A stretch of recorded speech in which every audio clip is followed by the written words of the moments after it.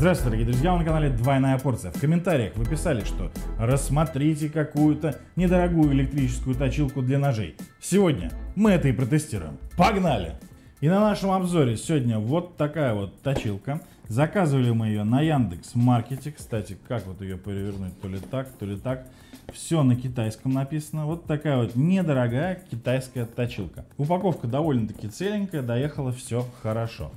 Все, вскрываем упаковку вместе с вами. Еще сам даже не смотрел, что там за чудо-юдо приехало. Все. Опа. Все, вскрываем упаковку. Что мы с вами видим? В первый момент здесь у нас керамические диски. Ваш подарок, спасибо за покупку. То есть керамические диски запасные нам продавец положил, видимо, в подарок. Точилка электрическая, инструкция. Здесь у нас все рассказано, показано. Можете поставить на паузу, прочитать. Далее мы с вами видим обычный 9-вольтовый, как я понимаю, нет, 5-вольтовый 2-амперный зарядничек. Исключительно китайская вещь, пластик самый такой дешевый, но в принципе все собрано более-менее нормально, ничего никуда не отваливается, все крепенько. У нас сегодня на обзоре вот такой вот филейник Royal Kitchen. Он уже довольно-таки затупился, но не сказать, что совсем, но и не сказать, что он особо и режет. То есть режет, но рвет. Сегодня мы с вами попробуем его наточить. Пробуем, прижимаем наш нож.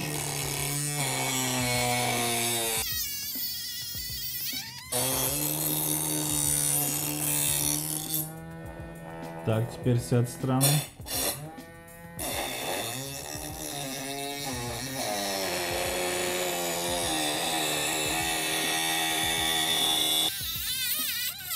Теперь тонкая доводка ножа, как говорит инструкция. Соответственно, главное не перерубить кабель. То есть тонкая доводка ножа, но проведем, не знаю, пару раз вот так. Все, тонкую доводку ножа сделали. И теперь окончательная доводка. Но я не знаю, здесь вот, если вы видите, здесь просто мякиш какой-то. Вот такая мягкая пупырка приклеена. Не знаю, каким образом она может довести нож до какого-либо состояния, мне непонятно. То есть, ну давайте попробуем.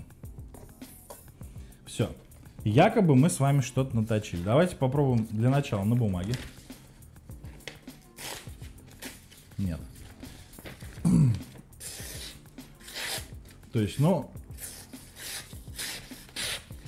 сказать, что нож затупился от нее, я не скажу. Но и резать лучше он особо не стал. Но давайте все-таки проверим, что мы тут наточили. У нас есть для этого, как вы и говорили, мясо. Потому что проверять заточку ножей на бумаге не имеет смысла. Соответственно, мы сегодня взяли вот такие вот два кусочка говядины, небольшие. Давайте попробуем, как нож работает. То есть, допустим, все просили, что ножи не будут, и говорили, что ножи не будут резать никакое мясо. Вот вам, пожалуйста. То есть любые жилистые куски говядины, вот жила, посмотрите. То есть все в принципе режется, никаких проблем нет. Да? То есть мясо режется, вот даже большой кусмак. Данным ножом я спокойно перерезаю. Никаких сложностей у меня это не вызывает. Да? И давайте сделаем заключение. Нож мы в принципе с вами наточили, мясо он в принципе режет. Так что данной точилке место быть. Но я думаю, обычная механическая точилка справится гораздо лучше. Кто хотел купить электрическую точилку, данную модель я не рекомендую. Другие, вот мы тестировали Kitford, допустим, они в принципе более-менее точны. С данной точилкой какие-то сложности. Здесь нужно понимать, как точить. Нож здесь каким-то образом определенным не держится. То есть рука плавает, соответственно и заточка лезвия тоже плавает. Вот такой вот тест-обзор у нас сегодня получился. Данную точилку, кому интересно, можете посмотреть по ссылочке в описании. А может быть какие-то и другие увидите. А единственную электрическую точилку, которая мне понравилась, я оставлю в ссылочке в описании. Переходи и посмотри. Подписывайся на канал, ставь лайки, пиши комментарии. Увидимся уже в следующем видео, где мы протестируем еще что-то интересное, что сэкономит ваш бюджет. Пока!